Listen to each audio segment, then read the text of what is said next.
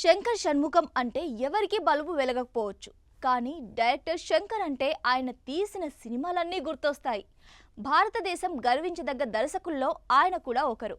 తన high standard సినిమాలు, భారీ విజువల్ ఎఫెక్ట్స్తో భారతీయ చిత్ర పరిశ్రమ దశాబ్దాల క్రితమే హాలీవుడ్ స్థాయికి తీసుకెళ్లిన ఘనత శంకర్ది. సామాజిక బాధ్యతకు కమర్షియల్ హంగులు అద్ది ఘన విజయాలు సాధించడం ఆయన స్టైల్. అలాంటి శంకర్ నేడు వరుస పరాజయాలతో కెరీర్ చివరికి చేరుకున్నారు. ఈ నేపథ్యంలో ఆయనకు ఎన్ఫోర్స్మెంట్ డైరెక్టరేట్ షాక్ ఇచ్చింది.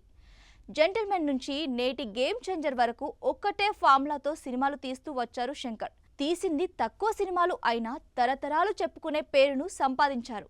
హీరోలు రాజ్యమేలే చిత్ర పరిశ్రమలో దర్శకుడికి స్టార్ స్టేటస్ను తెచ్చిన అరుదైన డైరెక్టర్గా ఓ బ్రాండ్ను క్రియేట్ చేసుకున్నారు. శంకర్ తీసే సినిమాల్లో అడుగడుగునా భారతీయత, దేశభక్తి కనిపిస్తాయి. అవినీతి, లంచగొండితనంపై విమర్శనాత్మక చిత్రాలు ఆయనకు దేశవ్యాప్తంగా ఫ్యాన్ ఫాలోయింగ్ తీసుకొచ్చింది. ప్రేమికుడు, భారతీయుడు, జీన్స్, ఒకే ఒక్కడు, అపరిచితుడు, శివాజీ, రోబో, ఐ వంటి భారీ విజువల్ వండర్స్ను చిత్ర పరిశ్రమకు అందించేశారు శంకర్. టెక్నాలజీని అద్భుతంగా వాడగల దర్శకుల్లో శంకర్ ఒక్కరు.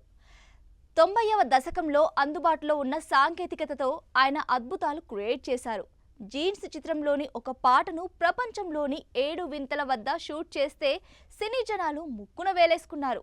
కానీ అలాంటి దిగ్గజ దర్శకుడు నేడు వరుస ఫ్లాప్లతో సతమతమవుతున్నాడు.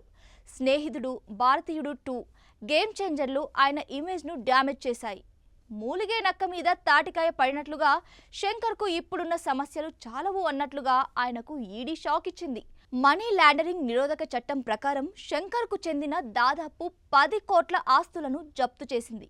ఈ వివరాల్లోకి వెళితే తన జిగుబా కథను కాపీ చేసిన శంకర్ రోబో సినిమాను తెరకెక్కించాడని ఆరూర్ తమిళనాథన్ అనే వ్యక్తి ఎప్పుడో 14 ఏళ్ల క్రితం కేసు వేశాడు.